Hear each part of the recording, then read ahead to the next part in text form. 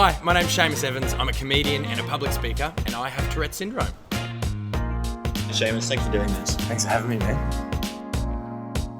So could you explain to us what Tourette's is and how it affects you? Tourette's is a neurological condition. It's made up of tics, both physical and vocal tics, and you need to have both physical and vocal in order to be classed as Tourette Syndrome. It's a really, really complex condition where essentially everybody's brain always self-regulates itself and will constantly send signals to the body. It'll send a signal of move your knee, twiddle your toes, whatever it is. But everyone has a gate to stop the unnecessary signals at the bottom of the brain. People with Tourette's have either a weak or no gate, so it sends through these tics. And under the umbrella of Tourette's, there are so many different other conditions. Like, it's super complex. There's ADHD, OCD, autism. There are so many different things that come under the Tourette's umbrella. Very, very rarely will you ever have someone who just has Tourette's. They will always have something else with it. I have so many different tics. When I was growing up, grunting is a big one. When I was growing up, I had a verbal tic of mum, man, A. Mum, man, A. I'd always have to say that, mum, man, A. And I learnt how to bark like an amazing dog. Like, the amount of times I'd be going through shopping centres and be like, ruff, ruff, ruff. So many different ones. And physical tics, my biggest one was nodding my head like that, blinking excessively. Lately, I've got a shoulder twitch like this. And over the years, they come and go, always.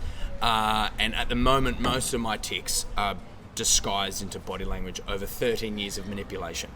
Growing up with Tourette's was really difficult. The way I see having Tourette's is a personal, intimate journey, and it's individual to everybody with Tourette's, because everybody's situation is different with Tourette's. I know people who developed Tourette syndrome at 26. I developed it when I was a baby. The hardest part is the bullying. You're constantly bullied, laughed at, pointed, made fun of. Second to that was the frustration with yourself. I hated myself so much because I would have grunting fits so hard that I would hurt my throat. I would flick my head so hard that I gave myself a headache, bang my knees together, giving myself bruises. And the frustration that I couldn't control was so difficult. I began to hate it, and I began to hate myself. And that journey of acceptance was the hardest of having Tourette's, I think. When I graduated high school, I failed school because I sucked. I had ADHD, I had OCD, I couldn't sit still, I couldn't concentrate. So I couldn't read or write when I finished school. And all I wanted to do was be on TV. And I was lucky enough to get an audition for Toasted TV, which is a kids' cartoon show in the morning. And I got it. I couldn't believe it. It was amazing.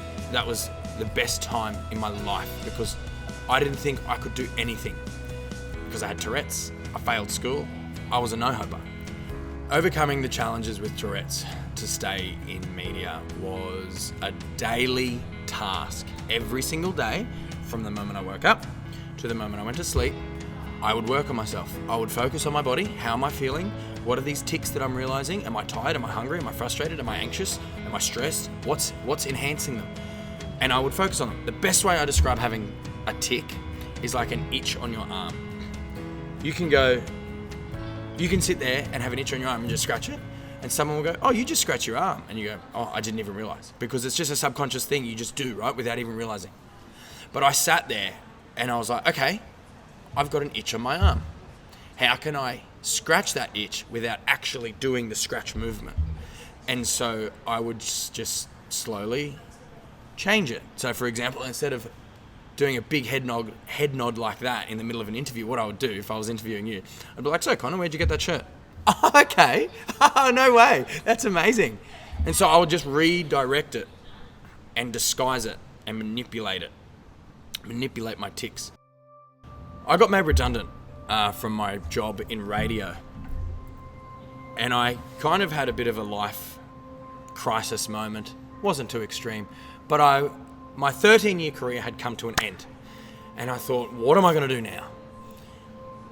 And I had some self-realization moments and I thought, well, I didn't fail at that job. That industry failed me. And I wrote down a whole list of things that all the skills I had acquired over the 13 years of being in media, radio, television, stand-up comedy. And I thought, I've had such an amazing career. I think it's time I give back. And I remember thinking when I was in school, what I needed was someone to come in and say, hey, it's okay that you're different. You can achieve anything you want to achieve. You just got to work on it. You got to want it and you got to work on it. And that's exactly what I needed. So I've decided to go into schools and teach kids how to overcome adversity and build resilience by sharing how I had to overcome the challenges faced with Tourette's in order to pursue my dream of working in television and radio. The advice I'd give to someone struggling with Tourette's is, it's okay. It's going to be all right.